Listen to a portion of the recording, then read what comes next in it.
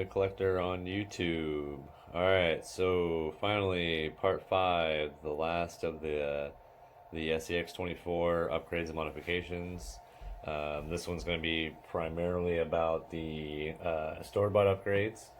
And the part 2, when I did the part 2 of 2 and we decided to go further, you saw some of this stuff, but this time we're going to go a little more detail and other things that have been changed since then. So I'm going to let my cousin go ahead and describe his Jeep Rubicon and then his other, comparison with other vehicles and stuff. And we also have driving comparisons in this as well. So we had test out our mountain. All right, so I'll go ahead and let him take it from here. Hey guys, I'm going to talk to you about my Jeep Rubicon and going to go over a list of all of the store-bought stuff that's been put on it, and just a little disclaimer, there is also a few homemade things that I've done as well, so I'll go over those real quick to get that out of the way, but mainly going to focus on the store-bought things to kind of show the difference from the blue Rubicon over here that is almost 100% homemade upgrades with the exception of the brass diff covers. Just kind of showing the difference, and then when it really comes down to it, they both are pretty capable. But to get started on the homemade upgrades, the lift to start with was done with just drilling some holes in the front of the frame, right below where the original shock mount is supposed to go. Just down below that, I drilled a hole through the frame and went ahead and stuck the screw through there using a little piece that I cut off the back of the rear shock mount to secure the screw for the front screw on the inside of the frame. Just pinched it behind and ran the screw into it. Now this had a place to thread in. So that's the lift homemade on this body. Some other homemade things I've done is obviously the cutaway on the body itself, the windows, cut and clearance the body around the edges for the rock sliders, for tire rubbing, for the front bumper setup. The body was cut in all those places for that. And then the shock reservoirs, just because they're not used for anything, I went ahead and actually snipped all of those off just to remove some more stuff off the car. Added the green color to it, and then cut away some of the servo tray. And last but not least is the, you can see it right there, I used 4 9-gram pellets flattened down with a hammer, and then used some tire glue to glue them on top of my differential cover in the rear to try to balance out some of the weight that I'd added to the front by putting the servo up there, and that being a metal servo being heavier. So that's the end of the homemade stuff, with the exception of one more modification to the front bumper, but I'll go into that when I get to it. So on the store-bought stuff, we do have the hot racing front bumper, which fit right back in the factory location.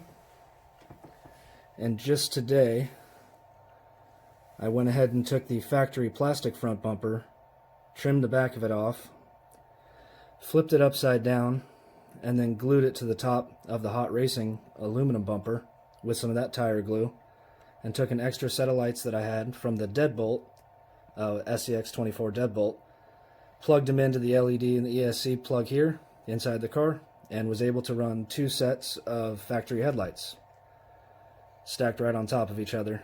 They pretty much line up perfectly.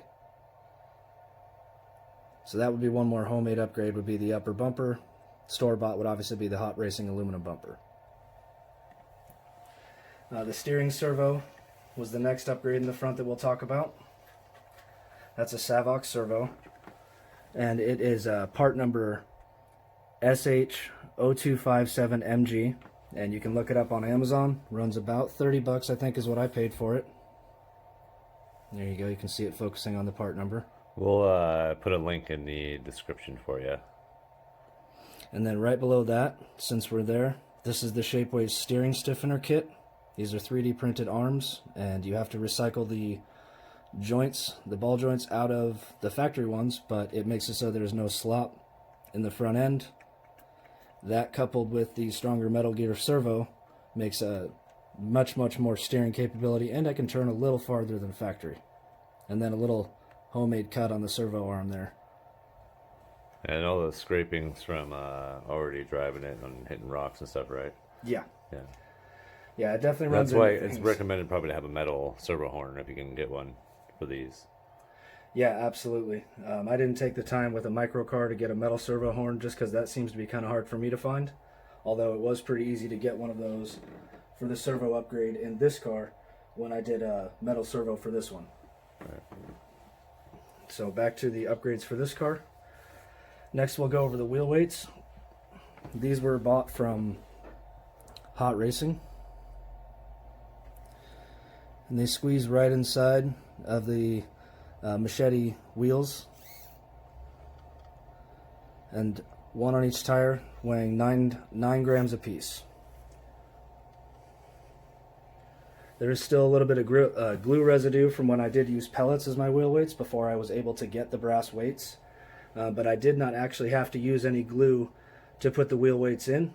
I just sanded out the residue that was left over from the pellet weights and they pressed right in. So if you are needing to glue them, maybe it's something I did with the glue and pellets previously for weights, but I did clean it all out and sand it all out of there before I pressed them in, and they actually just squeezed right in, and I haven't had a problem with them yet. Up in front, Hot Racing also provided the diff cover. Need to focus there. Huh. Front and rear, and those are stamped right on there, 9 grams a piece as well. Those are highly recommended. Yeah, as far as performance goes, I think they've given me the best performance upgrade just from putting the weight right in the middle, very low. Didn't do anything to throw off balance. It just helped me with my center of gravity all the way around. Yeah, and it does happen. So when we opened those, I don't know about yours, but at least with mine, there was no any kind of oil or grease or anything inside those. So if you want, you can go ahead and when you put the diffs, if you haven't already, it'd be recommended you get the oil or the grease in there. I use marine grease; it's worked out great.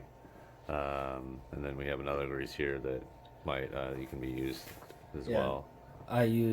This is the grease I happen to have around. Some of the stuff I've used for more of like automotive, but it worked just fine. This definitely smells like an automotive shop. This smells like cars. Right. If you want to use the marine grease, I would recommend that before this stuff, but this is what I had sitting around. Right. And that's worked out pretty well for you too. So Yeah, I have not had any problems with it at all.